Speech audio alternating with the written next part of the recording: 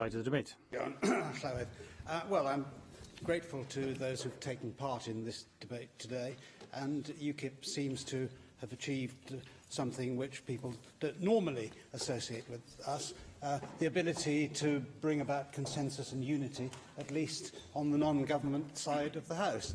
I find myself in a position where I could have voted actually for the Conservative amendment or for the Plaid amendment, but for the fact that that would involve deleting part of our own motion. And I think this has been, well, one of many debates that I've lived through in the course of my political lifetime, but it is a hardy perennial. But nevertheless, the importance of it never goes away, and that has been amply demonstrated by the speeches that were made from Caroline Jones at the start of the debate right up until the Leader of the House speaking. Adam Price's impassioned rhetoric is always an advantage to have on one's side, and he pointed out what is the fundamental flaw in property taxes, that it's anachronistic, and in this particular instance goes back to the Poor Law of 1601. Land is an easy thing to tax because it's fixed and can't be hidden. And it's a convenient tax for tax collectors, but that's not normally the best argument that you can make for having a tax. We've heard from everybody else the damage which this tax does to the most vibrant businesses in the land, and how it has a chilling effect upon the economy. Caroline Jones pointed out in her opening speech that 1 in 8 retail units in Wales lies empty.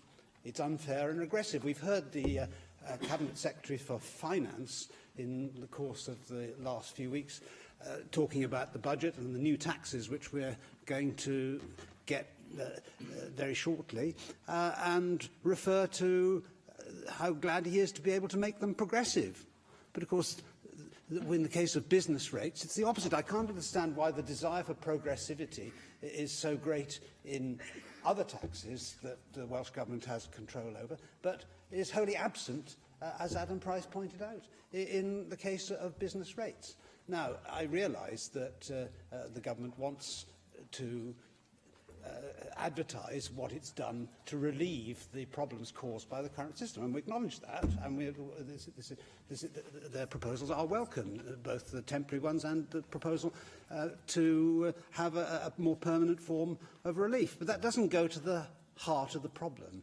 And what we should have is a kind of all-party commission to try to form a consensus view on how to get rid of this ancient tax which is doing so much damage. I've lived through many property revaluations in the course of my lifetime, some of them far more dramatic than the one we've just been experiencing here in Wales. And I've lived through disastrous attempts to reform property tax systems, not least the poll tax in the 1980s, which occupied too many of my nights in those days in the House of Commons. It's not an easy problem to solve, I fully accept that, but nevertheless, I think we ought at least to try. And would you take an debate? yes, I will, sure. Thank you.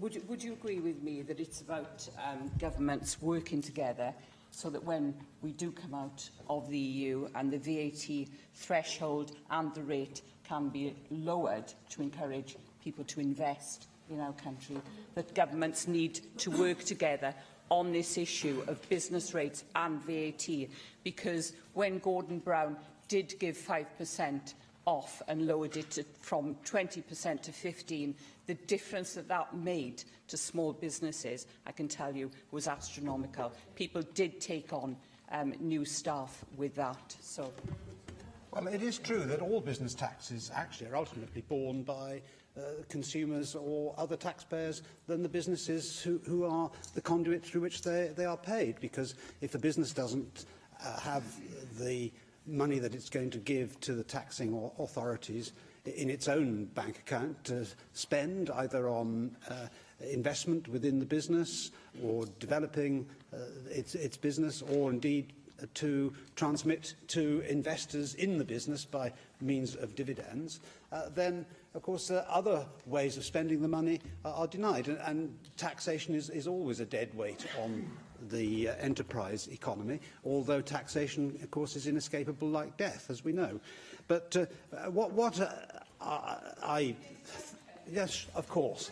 Acknowledge that, as you've referenced earlier on, that 210 million so far plus 20 million has gone into Welsh NDBR. And in regard to England, less than a third have had such similar rate relief. Would you acknowledge what the Welsh Government has done in that regard, and also the current consultation? And in regard to the split multiplier, that there seems to be some consensus across the opposition benches, would you acknowledge that that is a case of subsidising, say for instance, small businesses from hard-pressed sectors such as the steel industry? Well, in the spirit of consensus in which I started my speech, I welcome Rhiannon Passmore into my big tent. And if that's not too frightening and gruesome a prospect. But yes, of course, I acknowledge that, I acknowledge that the government has applied several bits of sticking plaster to the existing system. But what we want is not sticking plaster solutions. We want, for the longer term at any rate, a solution which is going to deal with the fundamental flaws of this property-based system, which has long outlived its usefulness.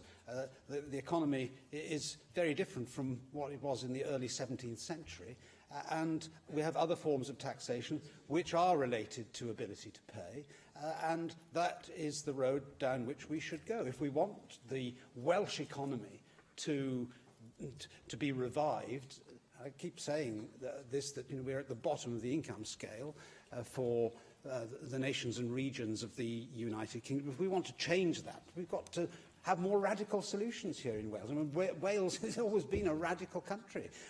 And what I find is so depressing and demoralising about this Labour government is its utter lack of radicalism. Adam Price talked about its modesty. I remember that Margot Asquith said of her husband, Herbert Asquith, who was the Liberal Prime Minister 100 years ago, his modesty amounts to deformity. And I think that is true of this Labour government as well.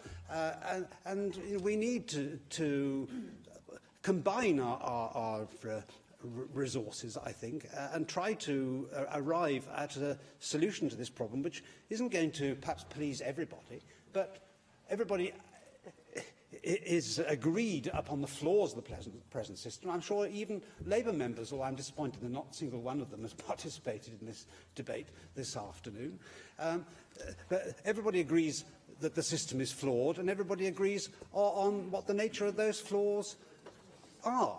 But nevertheless, nobody seems to think that there is a solution. It's all too difficult. Well, governments very often create difficulties. They're not so good at solving them. But I do believe that with a will and goodwill, that we can achieve this. So I'm grateful to everybody who's taken part in this debate today and the spirit in which they've made their speeches.